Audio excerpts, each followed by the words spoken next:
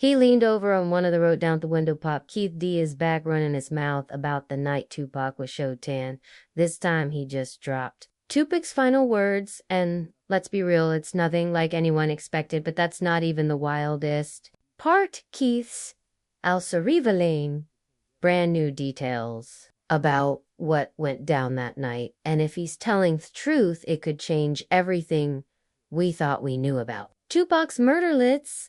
Get into it. Key breaks the ultimate code for year softer pack got hit. The street stayed zalant about what really went down that night in Vegas. That's just how the game works. You don't snitch, you die with the laws, and you definitely don't put your business out here for the whole world to see. Thou code of silence in the hood is stronger than any oath, and breaking it usually means signing your own death warrant. But some times when your back is against Thule and the feds got you by the throat of in the realist soldiers. Start singing a different tune by 2008. Dwayne Keefe Davis found himself in a position that no OG ever wants to be in, facing life in pin on federal drug charges with no way out except cooperation. The same streets that had made him rich and powerful were about to swallow him whole. The only lifeline the government was throwing him involved breaking the most equals sacred rule of hood politics. But when you're looking at spending the rest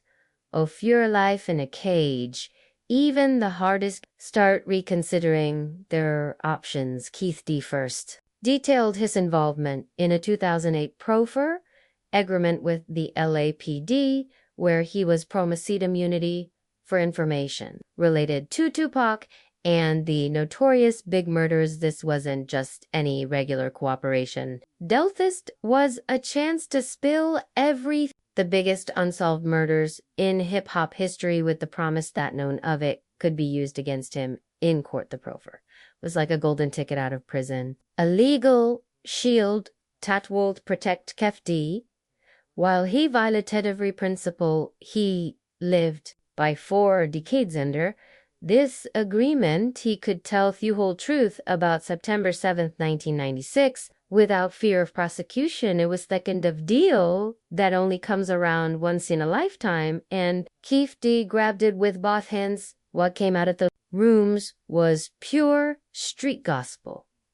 A detailed breakdown of how one of hip-hop's greatest legends got murkatold by someone who was right there in thick of it for the first time. Investigators had someone willing to connect all the dots to explain not just who and what, but the how and why behind one of the most shocking crimes in entertainment history, according to Keefe D's account. The whole operation was planned and executed like a military strike by Southside Crips, looking to settle the score. For that MGM grand beatdown, Keefe D claimed he was in the front passenger seat of the white Cadillac, driven by Terrence Brown, with Orlando Anderson and D. Smith in the back seat. This wasn't some random drivaby. This was a calculated hit out by seasoned street soldier who knew exactly what they were. Dointh moment of truth came at that red light on East Flamingo Road in Covalane around 11:15 p.m. when two worlds collided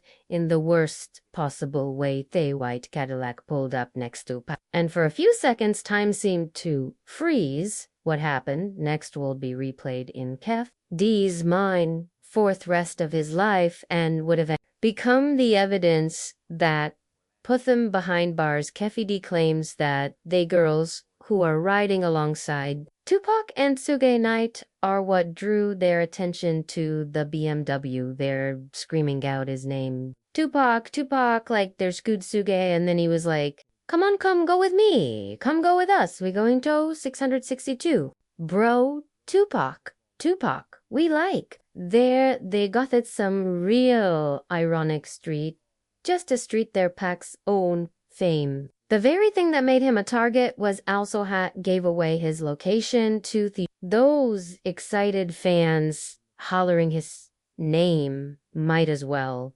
have been painting a bullseye on that BMW in Thehood. Sometimes your biggest blessing beams your biggest curse when the car is pulled up side by side. Keefe D, who is seated in the right front passenger seat of the white Cadillac and who has realizes that he's not going to be in a position to shoot because he's going to have to shoot across the Karen across the face of his driver. So how did the OG do? He said he passed the Glock to the back seat passengers, but passing that piece was like passing a death sentence, and not everyone in that car was ready to be the one to pull that trigger on one of hip-hop's biggest. The Keefe D turns around to hand Thagan to the back seat, attempting to give it to DeAndre Smith, who would be in the position to shoot.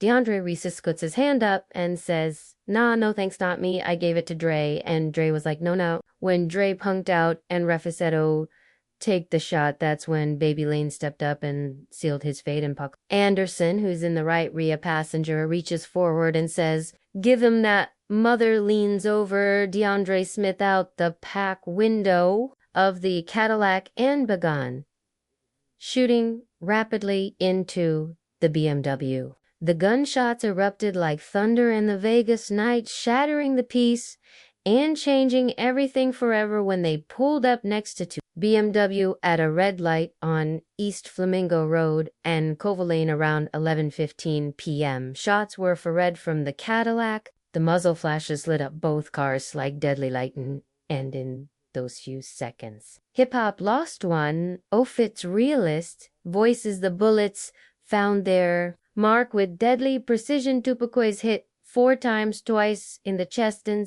in the arm, once in the thigh. Indeed, 6 days later, on September 13th, 1996, Knight was grazed by a bullet. Those Zaka's shots were the ones that did their out damage, turning what started a street beef into a tragedy that would haunt hip-hop forever. Years later, when Keefe D was describing what he witnessed, said showed just how cold the streets had made him. Keefe D described Tupac as bobbing and weaving or break in the car during the shooting.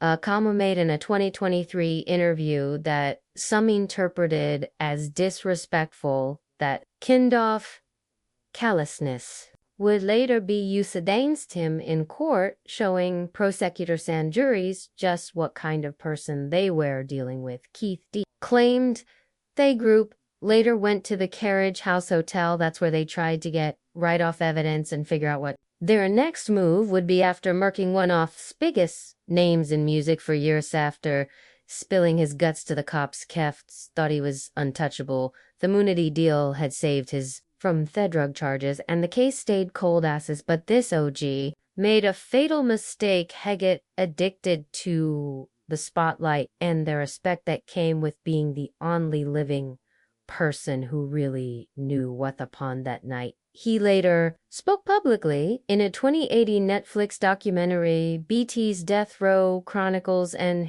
which reignited police interest. But the wildest part of Keefe D's story was still to come. In his memoir and interviews, Keefe D suggested the murder was tied to a $1 million bounty allegedly offered by Sean Diddy. Comesto killed Tupac and huge acclaim. He Medine a 2008 police confession and repeated media. If this was true, it would mean the hit on Pac was ordered by one of hip-hop's biggest mogul, but like a lot off-street tailies, this one started falling apart under scrutiny. His lawyer later stated this was a lie to gain attention, and no evidence has corroborated this allegation against Combs. It turned out Keefe D might have been mixing truth with fiction, trying to make his story more sensational and profitable. This leaves us wondering what really happened at that night. The night of Picture This Vegas was jumping that night, with fight fans rolling in from every hood in America. Mike Tyson throw hands with Bruce Seldon at the MGM Grand Mongol, the Ballers, and shot callers in was Pac himself the realest trapper to ever grab a mic, riding with his death row family, led by the bigamy shoe. night. What started as a night-o celebrate and get that paper turned into something way more serious, something that would have the whole hip-hop nation mourning for decades. To comedy energy at the MGM was different that night, you feel me? Pac rolled up with his crew looking like money, all black, ready to watch Iron Mike Dowhat. He does best, but underneath all that there was tension brewing, the kind of beef that had been simmering on the streets for years between different sets.